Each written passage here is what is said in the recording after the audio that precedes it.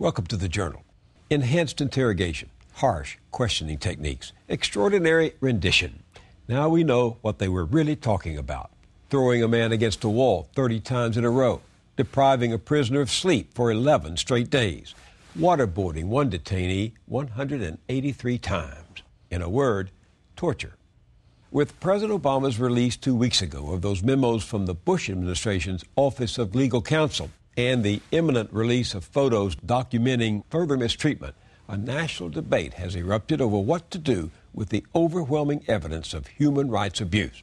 The president said this is a time for reflection, not retribution. But we wrestle with a powerful dilemma. Shall we move on, as Mr. Obama has suggested, or do we hold a congressional investigation, appoint an independent commission or a special prosecutor, and put those responsible on trial? With me are two men who've been thinking and writing a lot about the morality and legality of our actions since 9/11. Bruce Fein has worked for 3 Republican presidents, including as the Associate Deputy Attorney General under Ronald Reagan. He was counsel to Congressman Dick Cheney when Cheney was the ranking House Republican on the committee investigating Iran-Contra. Nearly 2 years ago, he was here on the Journal calling for George Bush's impeachment. He's claimed authority to say he can kidnap people, throw them into dungeons abroad, dump them out into Siberia without any political or legal accountability.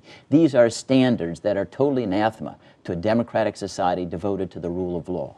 Now in private life, Bruce Fein is chairman of the American Freedom Agenda, an organization advocating the restoration of constitutional checks and balances. He's also the author of this book, Constitutional Peril, The Life and Death Struggle for Our Constitution and Democracy. As a reporter for 25 years, Mark Danner has covered everything from politics to war to human rights, with a special focus on American foreign policy. A longtime staff writer for The New Yorker, he's now a frequent contributor to the New York Review of Books. The Wall Street Journal says his recent publication of a secret Red Cross report on the treatment of prisoners was key to President Obama's decision to release the memos from the Office of Legal Counsel. Among his many books is this one, Torture and Truth. He has written new books that'll come out this fall, Stripping Bare the Body, Politics, Violence, War, and Voices from the Black Sites. Welcome to the Journal. The president had a press conference on Wednesday night in which he was asked 2 questions about torture. If you'd been there, Mark, what would you have asked him? I would have asked him to get out in front of the country this whole debate about torture, why it was done, whether it really protects the country, what we've lost and what we've gained. Because I think the losses have been very, very great. But until the country is convinced and understands how great the losses have been and parts with the notion that torture is necessary to protect us, we still are going to be having this continuing debate about torture as a necessity to protect the country, which I think is very harmful. I would have asked him, since he's agreed that what was done was torture and that United States Criminal Code makes torture a crime, and there's no national security exception, no exception if you get useful information. And because we had impeached in the House Judiciary Committee a former president called Richard Nixon for failing faithfully to execute the laws, how he can justify not moving forward with an investigation when we have a former president and vice president openly acknowledging they authorized waterboarding, what he has described as torture, is a crime. Or, in the alternative, if he thinks that there were mitigating circumstances, and there's body language suggests that, then he should pardon them like Ford did Richard Nixon. And the reason why the difference between a pardon and non-prosecution is important is because the pardon requires the recipient to acknowledge guilt, that there was wrongdoing, there was a crime. Just forgetting and sweeping it under the rug suggests this wasn't illegal. But he is clearly trying to move, as he says, beyond the past. He's closing Guantanamo. He doesn't countenance torture. He says it won't happen on his watch. I mean, shouldn't that settle the issue? This is an issue that, as he has put it, divides the country. But because it divides the country, in my opinion, is one reason we have to confront it. The idea that this is about the past is simply wrong. It's not about the past. It's about our present politics. You have a political predicate being laid down by the former administration and by some Republicans now in office that essentially says because these techniques have been stopped, if and when there's a second attack, it will be the fault of the new administration, that President Obama, in deciding not to torture, has left the country vulnerable to another attack. That is present politics. That's not about the past. That's about now. And that's why this has to be confronted, not only legally, because I agree with that, but politically as well. Mark, torture isn't a Republican or Democratic prohibition. We ratified the Convention Against Torture in the Senate. We passed it and made it a crime. It's not a Republican or Democratic issue.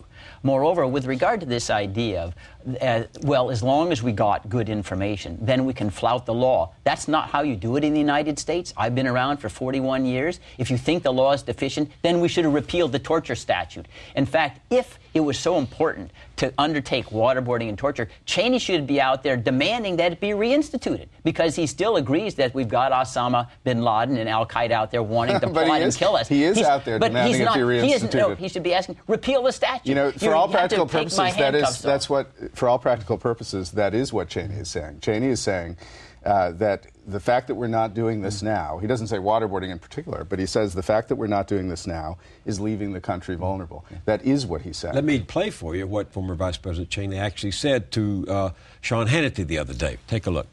We had to collect good first-rate intelligence about what was going on so we could prepare and defend against it. And that's what we did. We, with the intelligence programs, the terror surveillance program, as well as the interrogation program, we set out to collect that kind of intelligence. It worked. It's been enormously valuable in terms of saving lives, preventing another mass casualty attack against the United States. What's critical about that, I think, is not only that the former Vice President of the United States is saying it, it's that a lot of Americans believe it. You know, the torture discussion, I think, involves the law in the way you suggest. I think it involves prosecutions in the way you suggest. I have no problem with that. I agree with that. But the key question here is, if it's simply a legal matter, if it's a matter of recognizing the law was broken and prosecuting people, why wasn't this done in 2004? We have known about this for 5 long years now. How it happened, who approved it. More documents are coming out, but in fact, the basic narrative we've known since the summer of 2004. Nothing was done because it's a political matter. The politics of this, until very recently, and arguably still, cut in the other direction, which is to say, a lot of people believe it, a lot of people think you have to be harsh with terrorists, a lot of people support, either vocally or quietly, what the Vice President just said so vividly. This is the way I would That's the political problem we have to confront. But you cannot separate the political from the legal, the constitutional. Oh, I agree with that. The President of the United States, the Attorney General, when I was in office, I took an oath to uphold and defend the Constitution of the United States, meaning to enforce it.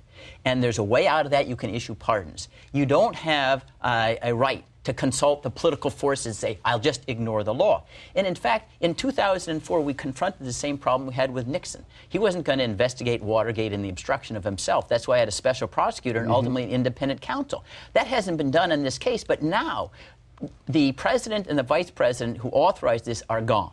So there's no obstacle. If President Obama didn't want to be president and faithfully enforce the laws, he shouldn't be there. He should issue a pardon. But I want to go to the more important issue. This is the whole idea of who we are as a country. If you think the law is handcuffing you, you change the law. The president can't say, heck, national security is too important, I just flout the law. That's what banana republics and tyrannies do. Can we follow the Watergate parallel just for a second? Because I think this makes my point. Watergate, as some of your viewers will remember and some won't, high crimes and misdemeanors. Involved not only high crimes and misdemeanors, involved Judge Sirica. That is, you had prosecutions going on. You also had the Watergate Select Committee, which was a television event. I remember it vividly. It showed the country what happened and why what happened was wrong. And in so doing, it laid the political groundwork for political change and for investigation, true investigation, so that the legal part of it didn't simply seem to be a witch hunt. That's what, to me, that's how torture has to be confronted on both sides. All Obama has to do is ask for a joint committee or a torture committee, and it would happen tomorrow. We have to confront this issue, whether we're going to live by a rule of law. Because it's the same issue arose, Bill, with regard to the electronic surveillance. Oh, the FISA statute's handcuffing us ability to gather intelligence. The heck with the law, we'll just go ahead and do it. No, in this country, if we want a republic to exist, you have to change the law. That's the difference between a civilized country and one that's arbitrary and capricious. So that's what do you want Obama to do, Bruce? If Obama thinks that these people, and he said, have committed torture, and he doesn't believe it should go forward for political reasons, he needs to pardon them. Before and take they're convicted of anything? Yes, that's what happened with President Nixon. He wasn't accused of anything. He wasn't indicted. You can issue pardons before